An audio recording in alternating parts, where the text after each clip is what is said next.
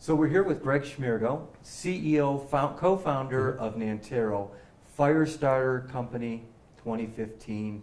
Congratulations on being a FiReStarter. This is exciting. Thank you, Steve. Absolutely. Great timing too, right? This company is starting to ramp up.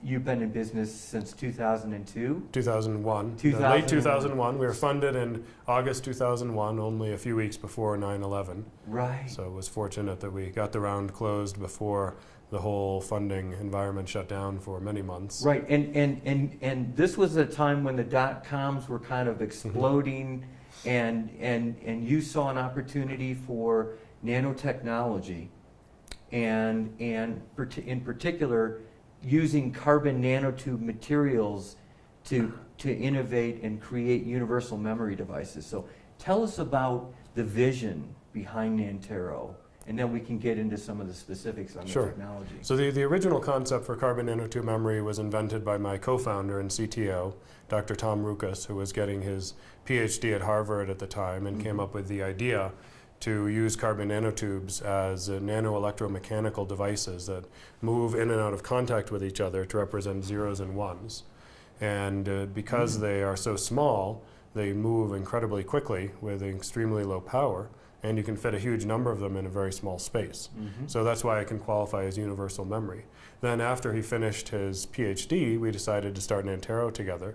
And then came the realization that having a concept was not nearly enough. We needed to figure out how do we actually manufacture billions and billions and eventually trillions of them to put in everybody's cell phones and laptops and tablets and data centers and so forth around the world, because that's the ultimate goal, is to replace DRAM and flash memory and instead have our memory, which consumes less power, is much faster.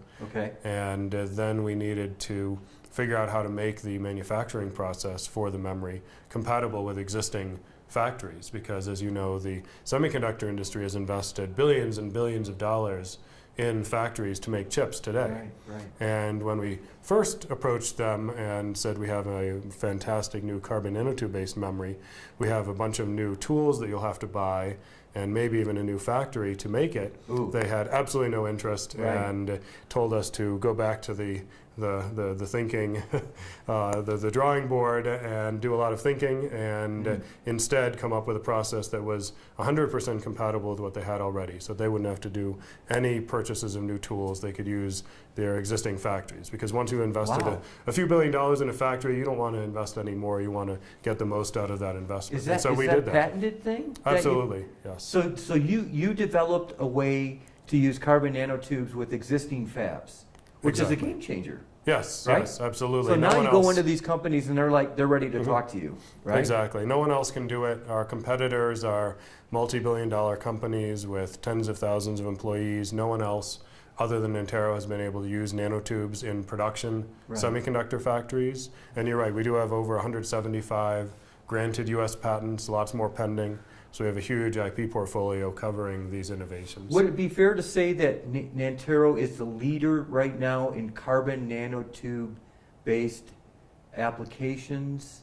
Or is it just specifically right now on memory devices? Because you're wide open now in terms of applications now that you can do this, right? I think in terms of practical applications of carbon nanotubes, we're definitely the leader in carbon nanotube electronics, because we're the only one who is and has done years of work in production factories to develop the manufacturing processes. No one else has done that for any type of carbon nanotube electronic product. And it so happens our flagship product is a carbon nanotube memory, but there are other applications of carbon nanotubes as well.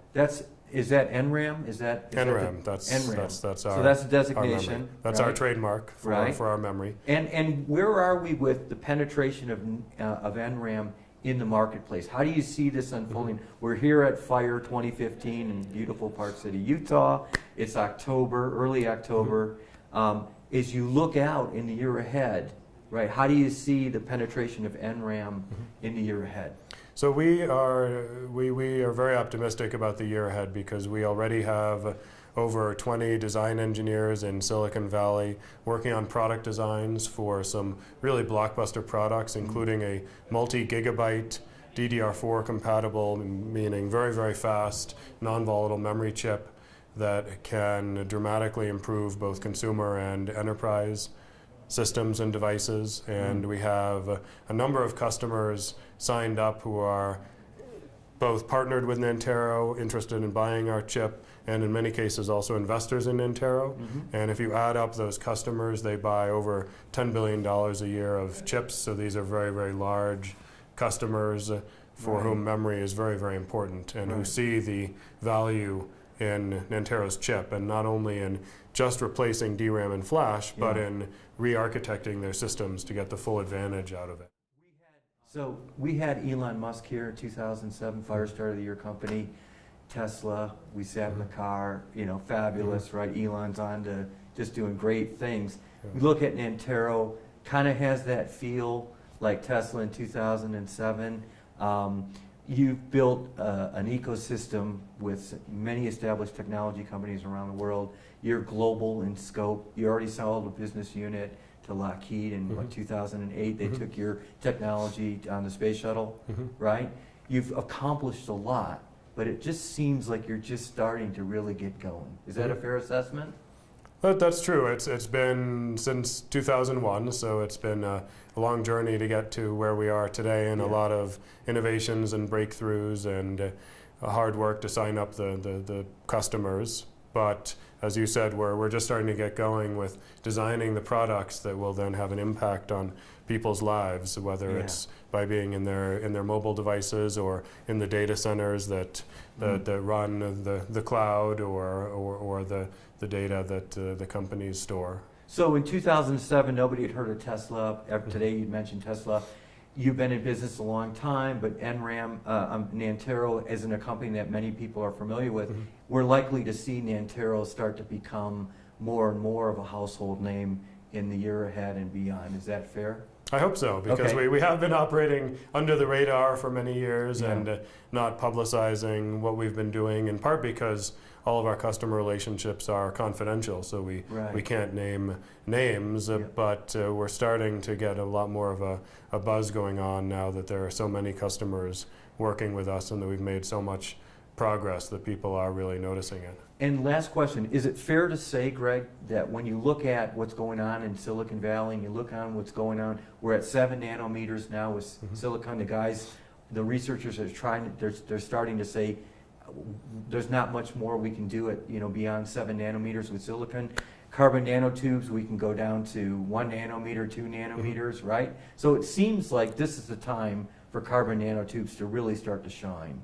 Exactly. I think there's been a change in the last few years where now, as you said, no one argues with the need for next generation technologies that can take us beyond silicon on the transistor side. They can take us beyond DRAM and flash on the memory side. So the debate over whether we need a next generation is over. Now the debate is over what's next, and of course we believe it's carbon nanotube memory. Right. Well, congratulations on being a FiReStarter company this year. We're very excited for Nantero, and we wish you all the best. Great. Thank you, Steve. Thank you. Thanks.